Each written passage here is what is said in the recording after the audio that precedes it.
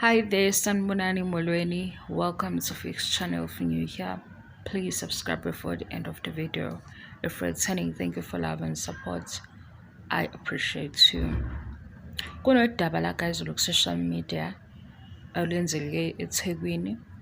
Ubaba abazali balinyalelwe izingane ezimbili. Omunye umntwana washona, lona omunye usesibhedlela isimo sakhe asikho sihle. Makuvela bahlala eflatini bebe ku floor number 4 abantwana bedlala bawa iflat leli libambile ifootage evezayo ukuthi kwenzakalani. Ubaba ke ukhona la ku social media udinga usizo, usephuma na ku radio station ukuyobeka udaba lakhe. Lo munye umntwana osesibhedlela ngenzeka futhi ukuthi khona manje benza ama-arrangements for umngcwabo walo umfana amawele akaDlamini. Ngizocela ubheke ukuthi #justice4Dlamini twins, ngicabanga ukuthi kubhalwe kanjalo. Ukhaya Dlamini mangaphosisi udaba. Ngiphazamisile lento guys, engiphazamisile. Ngiyibone ekseni ivideo la ubaba ekhuluma khona, ubaba walezi ngane ekhuluma khona ku radio station. Ngahamba ngayobheka ku-TikTok ukuthi ngayithola yini lolu daba. We guys, la kuvela khona ubaba lo oshonelwe waphinde futhi walinyelelwa enye ingane lesesibhedlela recorda ivideo ese-flatini kwi-ground floor la ikhuluma khona ne-management yakhona or abantu abakhona kule flat. Akekho noyedwa okhombisa ukuzwelana naye. Labantu we guys, ingihlukumezile le ndaba yalo baba. Indlela abenza ngayo labantu akhuluma nabo, uthi bambhekile nezingane bedlala nalezi azikwazi ukukhuluma. Mhlawumbe ngenzeka ukuthi ke abantwana ba-traumatized, abazali futhi ke abaveli mhlawumbe ukuthi umzali achaze ukuthi ingane yakhe ithe kwenzekeni. Kunesimo esinjena nje akanayo ivideo footage eveza ukuthi kwenzeke kanjani abantwana balimale. Esikuzwayo bathi la kule floor bekudlala khona izingane kune space abantwana abadlala khona, mase kuba khona ama-lift awu-2. Le enye ayisebenzi, kodwa noma ingasebenzi ayikho indlela yokuthi ivaliwe ukuthi izingane zingakwazi mhlawumbe ukuthi zifike kuyona ingavuleki, okusho ukuthi izingane ziphoseke kule lift engasebenzi. Mangizwa kahle guys, ubaba lo udinga i-support kakhulu kunayo yonke into. Udinga i-support. Ama-details ngifuna ukuthi ubheke uKhaya Dlamini ku-Facebook ukuze uzohamba ulandele lolu daba. Mayikhona nawe indlela ongasiza ngayo usize. Ibuhlungu lento eyenzeke kulabazali.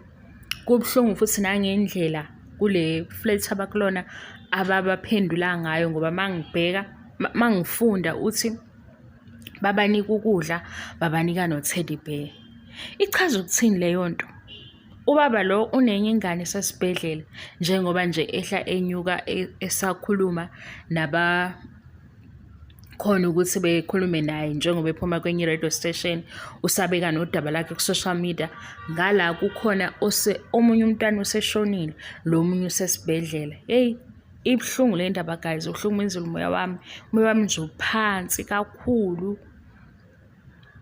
Engikubonile ubuntu obungasekho kubantu.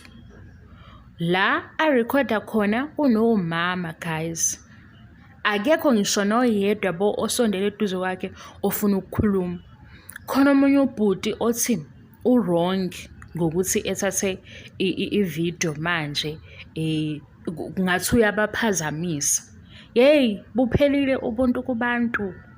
Khona nabanye uzuyasho ukuthi kulo munye ubhuti ngishonelwe, ingane ishonile, lenye isesibhedlela. Ayikho into abayenzayo laba bakhona abagadile shuthi abathunyiwe ukuthi abazomgada, babheke phansi nje ngathi akusibona abantu. Ibuhlungu into eyenzeke kulabazali, ibuhlungu into eyenzeke kulo mndeni guys. Ngicela ulibheke lolu daba ku-Facebook na-TikTok. Ngicabanga ukuthi bazophosta i-update. eThekwini-ke sizobuka ku-social media ukuthi bakhona yini abanyakazayo abasondela kange-faith, because akuzuthuleka nje. Kufanele ubaba agcine abonile ukuthi kwenzakaleni kulabantwana bakhe, abone ukuze kulandelwe imigudu e-right ukuthi athole usizo. Ngifaka le video-ke ngicela ukuthi uhambe uyobheka ku-Facebook, uphinde ubheke naku-TikTok. Angikho sure-ke ngo-Twitter because angiwusebenzisi. Ilama-platforms awu-2 engibone khona lolu daba. Inhliziyo yami iphukile, ibuhlungu. Umuntu ushonelwe guys, umzali. Njengamanje kufanele ngabe mhlampe usekhaya wenza okunye ukube i-support ayitholayo yanele. Ngenxa yokuthi bamphatha kabuhlungu, ulwele justice for abantwana uyaphosta ku-social media. Bakhona naku-radio station abambizile ukuthi azokhuluma nabo. Lolu daba nje akusiyo into okufanele ukuthi iyeke idlule kanje. Ngisho ngabe kuthiwa labantu bayamsabisa, udinga i-support yethu. Udinga i-support yethu. Izwi lethu lizobala. Lesi story lesi fanele kube yi-story esingagcini nje njenge-story esitrendayo. Kushona ingane enye isimo sibucayi esesibhedlela. Mawubheka-ke ku-Facebook uzobheka uKhaya Dlamini mangaphosisa igama guys. Kodwa mawuthi #justice for Dlamini twins uzothola lolu daba ulandeleleke. Thank you. Bye.